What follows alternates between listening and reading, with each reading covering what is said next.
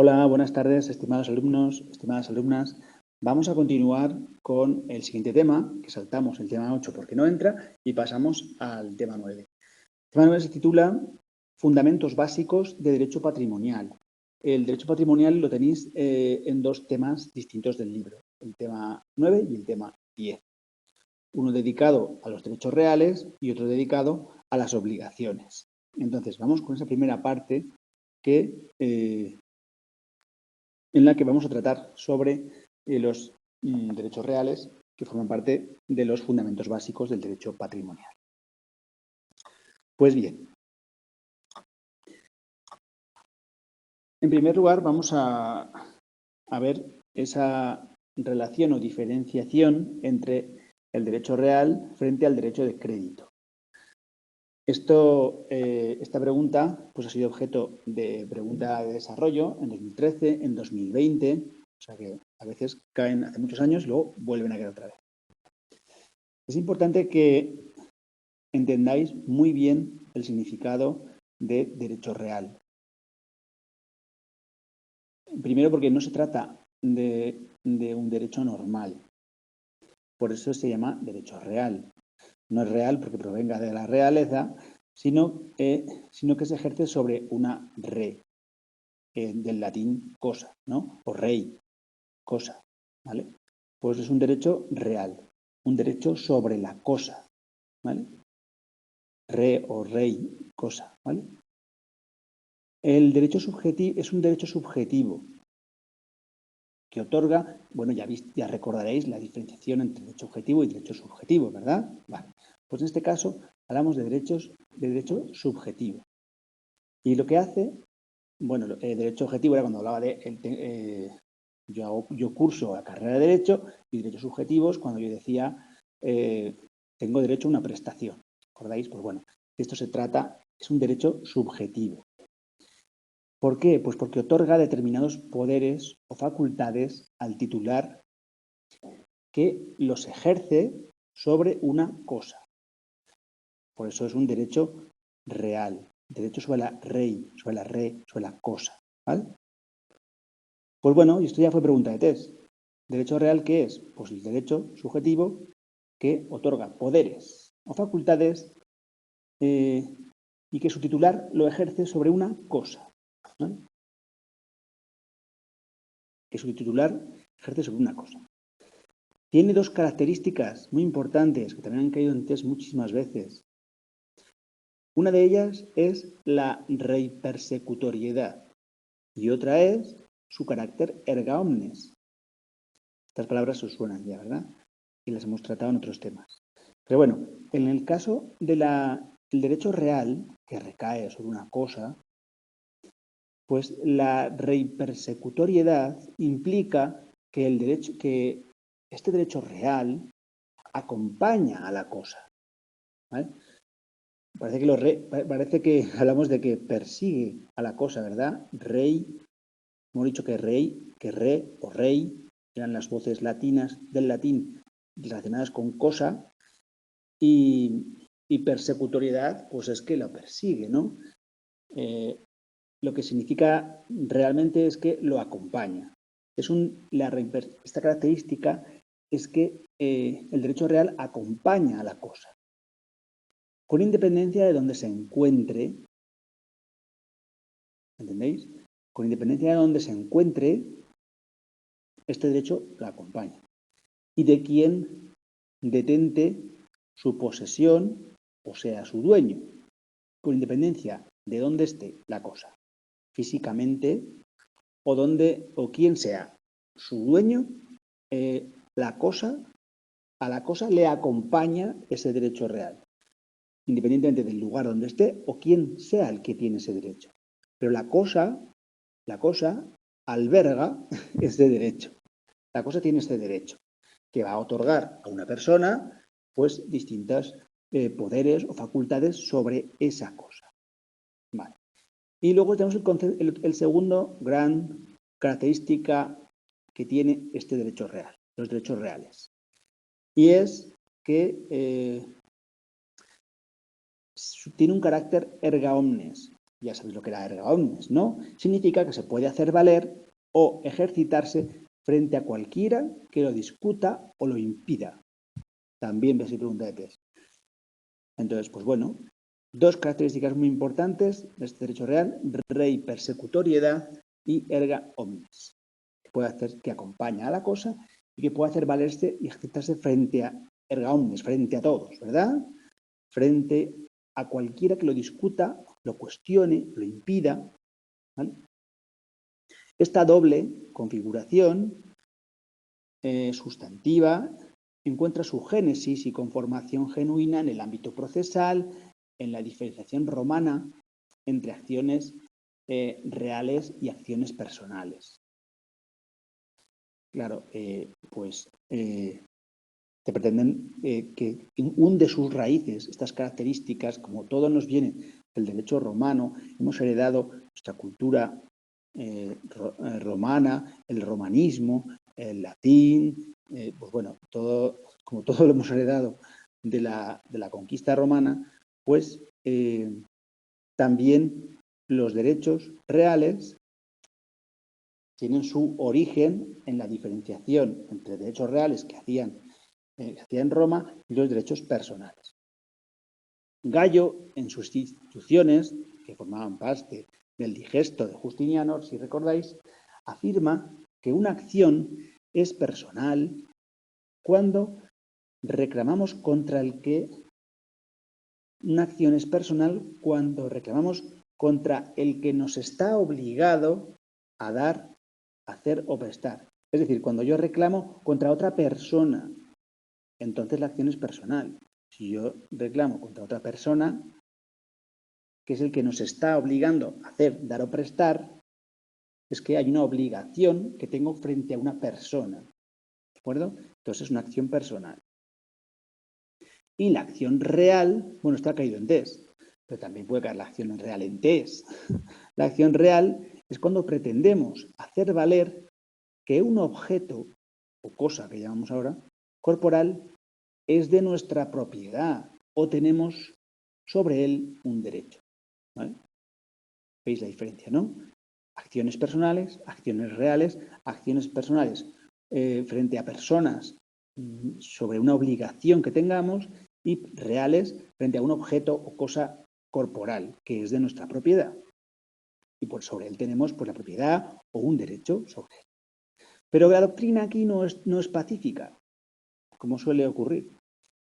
Y tenemos dos posturas, la postura clásica y la postura obligacionista.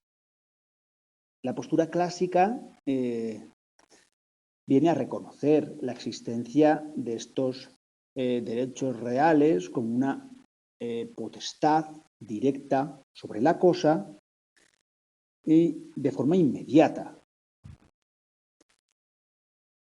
Incluso llega a hablar de inherencia, de que este derecho real es inherente a la cosa, que es propio de la cosa.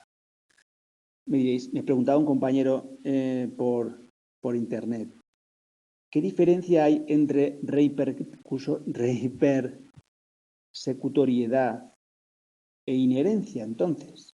Pues bueno, reipersecutoriedad significa que este derecho se considera que acompaña a la cosa, pero inherente se muestra como algo más propio, forma parte de la cosa.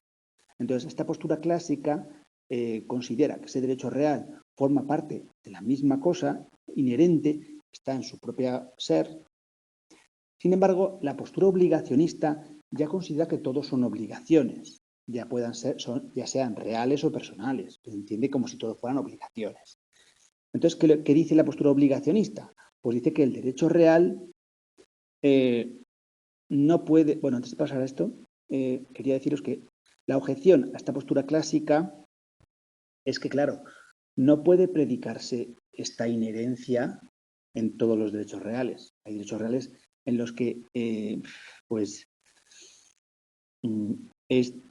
no se puede considerar que sean inherentes a la cosa. Pero bueno, porque tienen un contenido un poco más obligacional, parecen más una obligación que un derecho real. Ya los veremos, ¿no? Pero bueno, la postura obligacionista, pues por eso dice que en definitiva todos son obligaciones y por eso entiende que el derecho real no puede formar parte, que el derecho real no puede conformar una relación interpersonal. Así, su titular tiene la facultad de exigir a todos la obligación pasiva de que su derecho sea respetado. Es decir, que la postura obligacionista es que, pues eso, que considera que en definitiva todos son obligaciones, pero y que no puede ser únicamente el derecho real una relación entre una persona y otra, porque entonces perdería la característica de erga omnes. Por eso dice que si su titular tiene facultad para exigir a todos, erga omnes, esa obligación pasiva de respeto hacia su derecho. Pues bien, siempre hay dos posturas. El poder del titular se realiza y se ejercita de manera directa e inmediata sobre la cosa, sobre los bienes que constituyen el objeto de derecho, sin necesidad de una especial colaboración o intervención de terceras personas. ¿Por qué? Pues porque es una potestad. Por ejemplo, el propietario tiene la facultad de disposición y aprovechamiento de la cosa que es dueño. La posee, la utiliza y hace suyos los frutos sin necesidad de cooperación alguna. ¿Vale? Donde tú eres propietario de algo, pues tienes derecho al uso, al disfrute, a la libre disposición, a poseerlo, a hacerme con los frutos, ya sean civiles o naturales. Veremos que los frutos civiles son las rentas que pueden tener si lo arriendo, y los frutos naturales, pues que si planto allí un frutal, pues puedo coger la fruta, ¿no? Es un fruto natural. Bueno, derechos reales y derechos de crédito constituyen dos grandes tipos de derechos, ambos de contenido patrimonial. Pero hay dos diferencias muy importantes que tenéis que tener muy claras porque esto ha caído muchas veces. Pues bien, en los derechos reales, el titular ostenta el reconocimiento efectivo erga omnes, es decir, frente a todos, de un derecho sobre una cosa. Pregunta de 3 de junio. Por su ejercicio, cuando se ejerce, no se extingue para su titular. Yo soy propietario de un piso, pues lo uso o lo alquilo, lo disfruto y por yo ser propietario, yo al ejercerlo, al ejercer yo la propiedad, no se extingue, en principio, hasta que lo venda a otro titular y ostente ese derecho real otro titular, pues hasta que no me desprenda de ese bien, pues voy a poder disfrutarlo y no se extingue porque yo lo ejercite. Y esa es la diferencia principal, otra de las diferencias, frente a los derechos de crédito. Los dos son de contenido patrimonial. Eso es la parte común a los dos derechos, que tienen contenido patrimonial.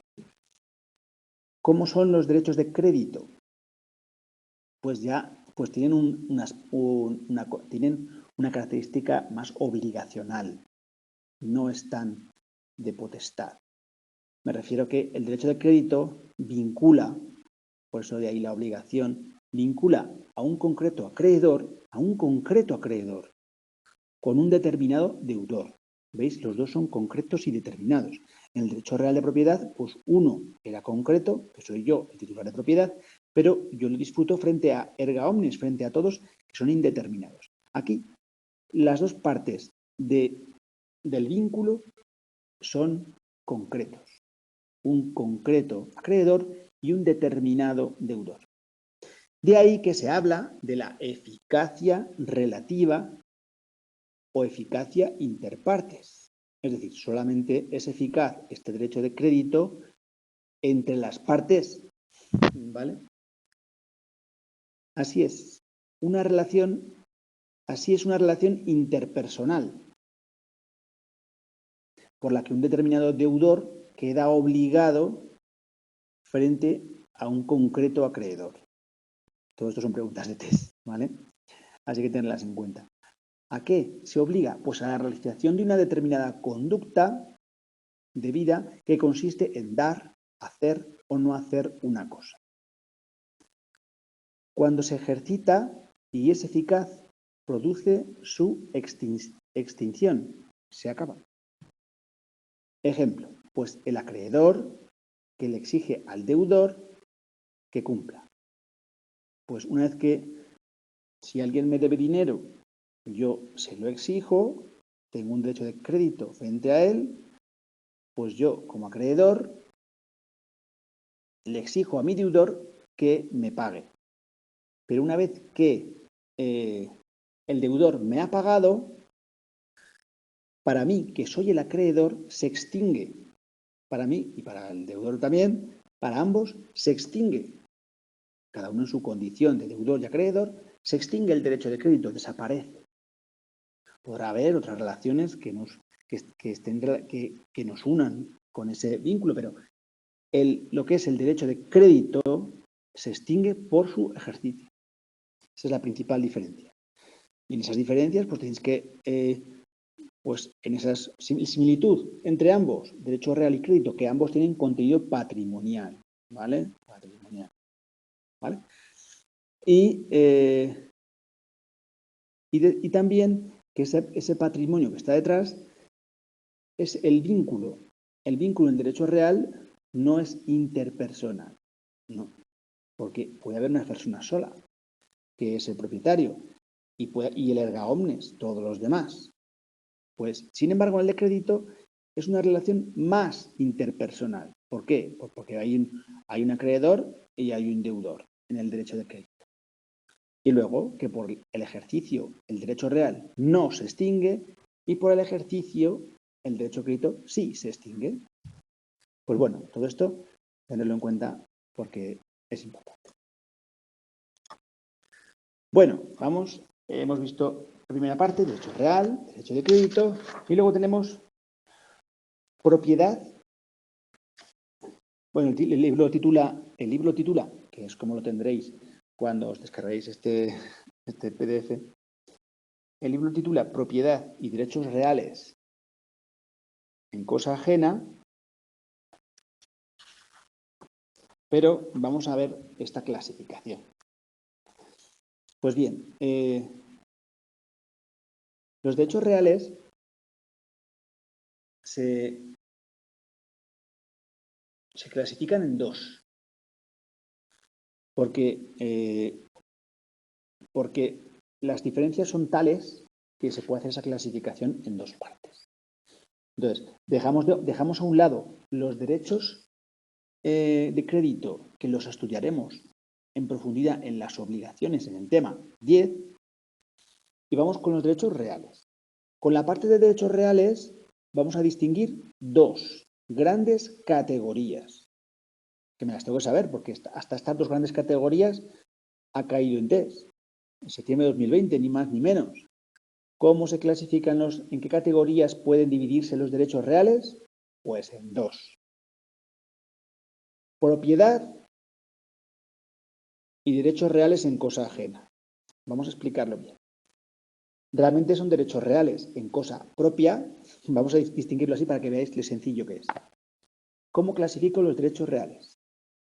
Pues derechos reales en cosa propia y derechos reales en cosa ajena. Ya está. Gran división.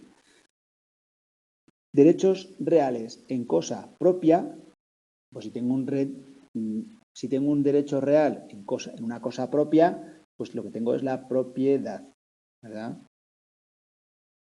Y luego están los derechos reales en cosa ajena, ¿verdad? Pues bien, a esto no se le denominó ajeneidad, ¿verdad? No se le llegó a denominar así. Pero vamos, son derechos reales en cosa ajena. Tenemos la propiedad y por otra parte los derechos reales en cosa ajena, es decir, derechos reales en cosa que es de otro, que es ajena,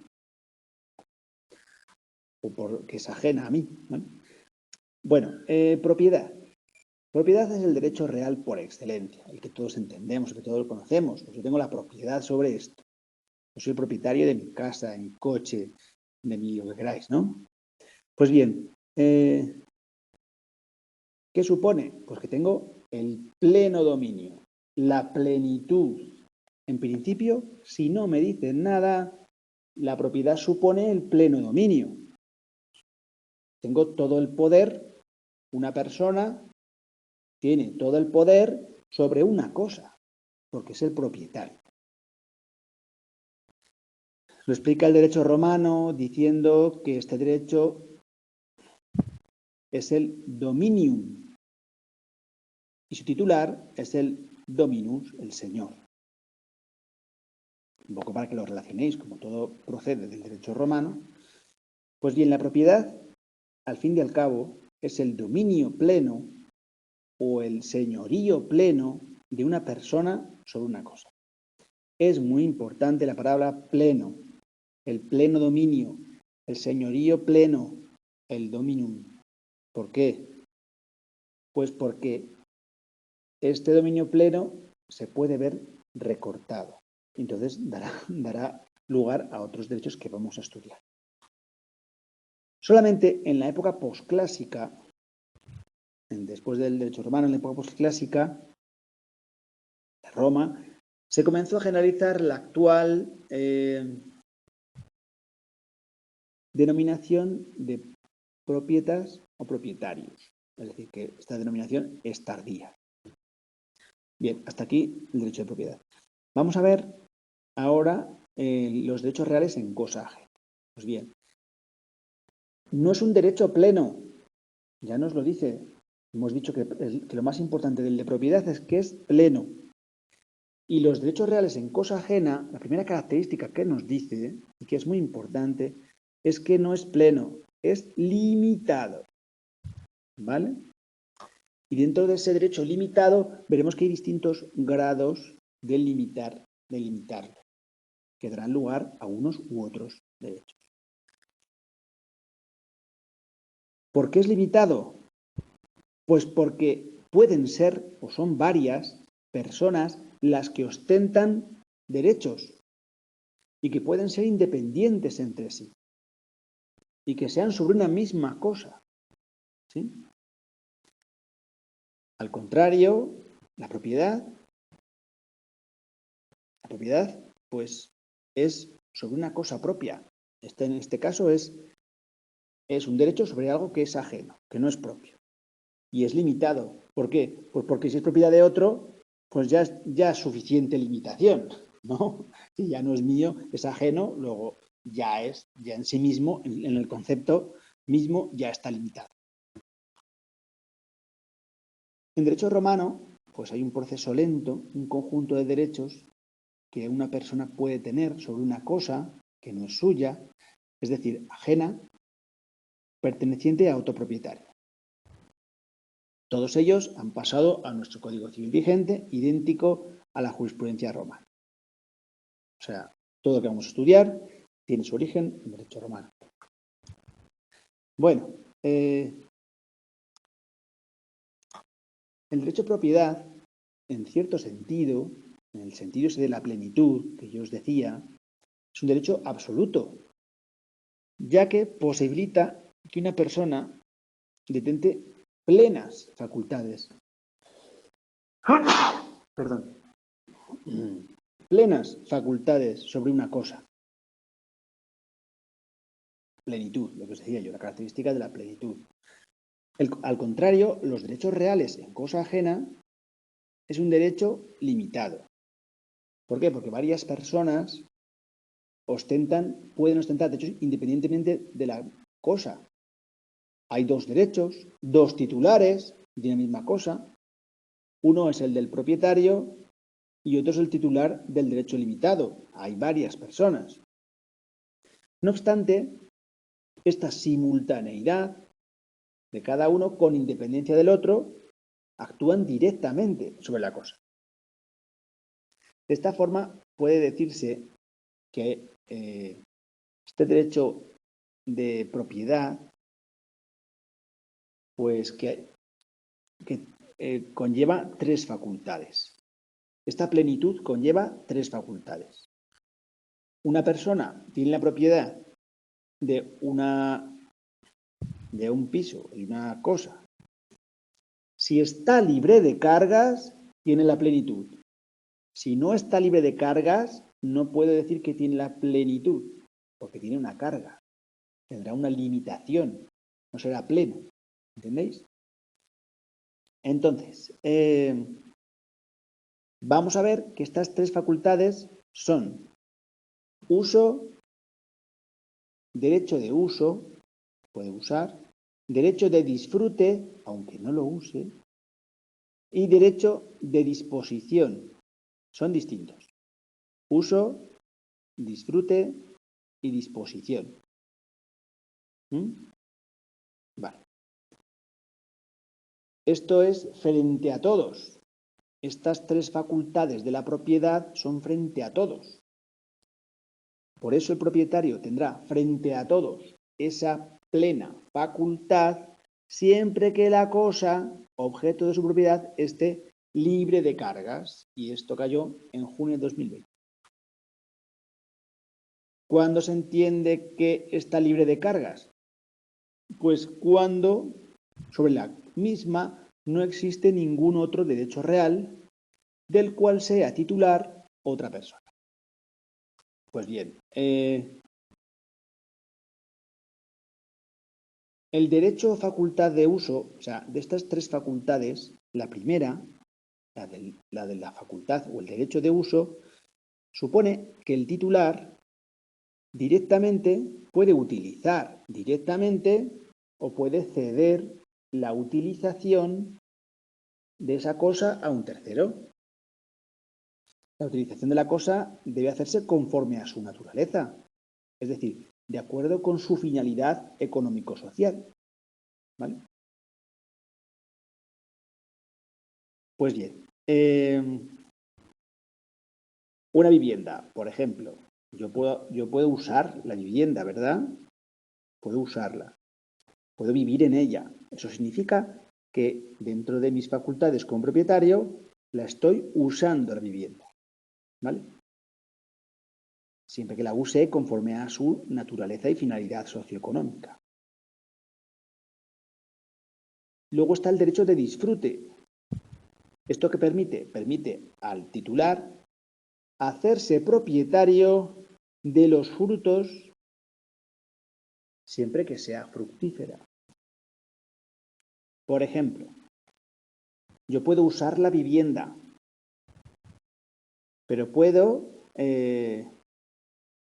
no usarla y alquilarla, ¿vale? Si yo la alquilo, no la uso y la alquilo, o si la uso y alquilo una habitación, pues estoy disfrutando de los frutos. Recordar que disfrute viene de fruto, disfruto. ¿Qué es el fruto? Lo que dimana, ¿verdad? El fruto que tiene el piso, el fruto civil, los frutos se pueden clasificar en naturales y civiles, como hemos dicho antes. El fruto civil serían pues las rentas del alquiler o los intereses que pueden generar esas rentas, y si fuese una parcela de uso agrícola y yo la alquilo, pues los frutos, pues aparte del alquiler, pues podría ser la cosecha, la cría de animales, esa propiedad podría revertirme pues cosechas, crías de animales, serían los frutos naturales, y los civiles, intereses y rentas. ¿De acuerdo? Por eso es distinto el uso del disfrute. El uso pues es directo, conforme a la finalidad de la cosa, y el disfrute es el derecho a obtención de fruto, disfruto, ¿vale? Y luego, disposición, como todos podéis imaginar, lo que supone, pues es que puedo disponer de la cosa, puedo comprar, vender, puedo disponer de ella como desee. En definitiva, los derechos reales sobre cosa propia se llaman propiedad, y los derechos reales sobre cosa ajena son estos, pues pueden distinguirse varias categorías. ¿Cómo los clasificamos? Pues vamos a clasificarlos en dos. Derechos reales en función del uso o disfrute y derechos reales en función de garantía. ¿Vale? Derechos reales en función del uso o disfrute, pues están relacionados lógicamente con el uso o disfrute de ese derecho, de esa cosa, ¿vale? Pues entonces, ¿qué derechos hay sobre una cosa según la disfrute o según la use? Vale. Pues vamos a tener varios. Está el de servidumbre. Hay varias servidumbres. La más conocida, la que más os ocurrirá, pues será la servidumbre de paso, ¿no? Que para pasar a una casa, pues tengo derecho a poder pasar, a que alguien soporte que yo pase, ¿no? Y que tenga la servidumbre de paso a mi finca, por ejemplo. Luego también está el usufructo, que veremos, el uso, si lo uso, la habitación, los censos, la enfiteusis y la superficie. Pues sabéis que son 7 los posibles derechos reales sobre una cosa ajena en función del uso o disfrute.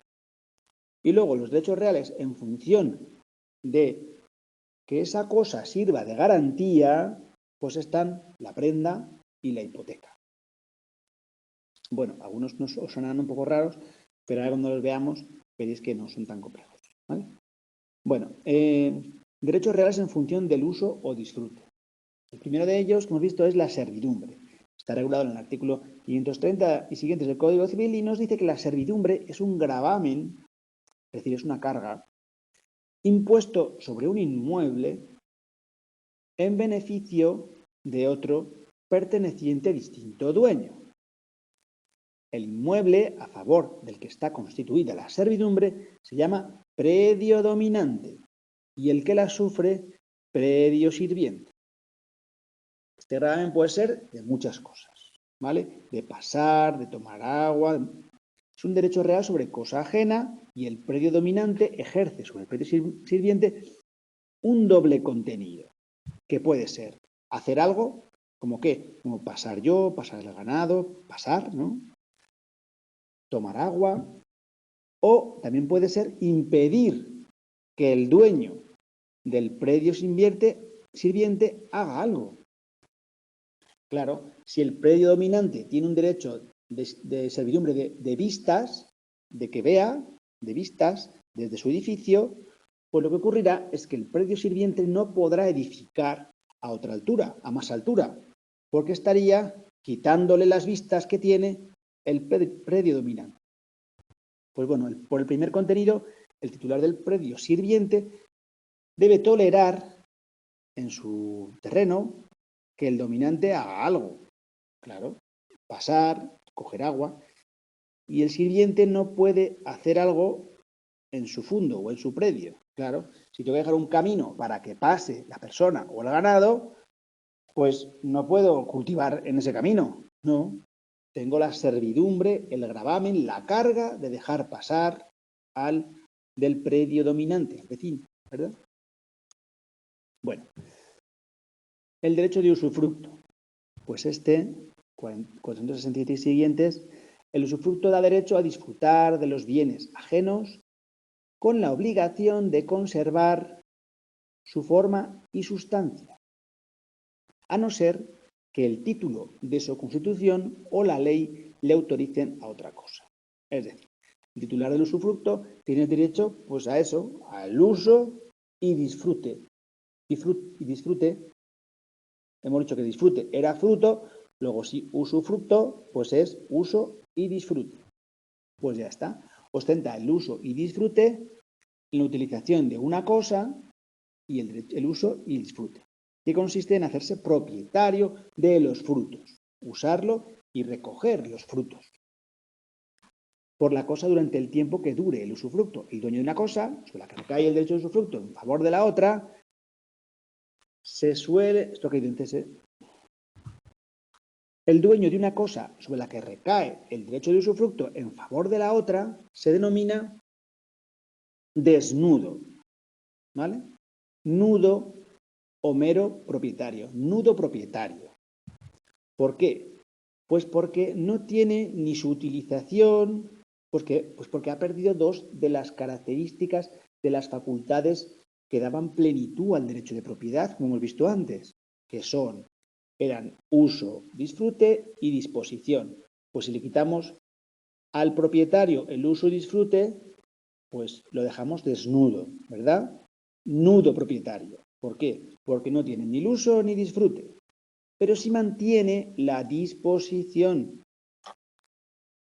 sobre la cosa, es decir, el derecho a enajenarlo de cualquier forma, venderlo, transmitirlo, cederlo o donarlo.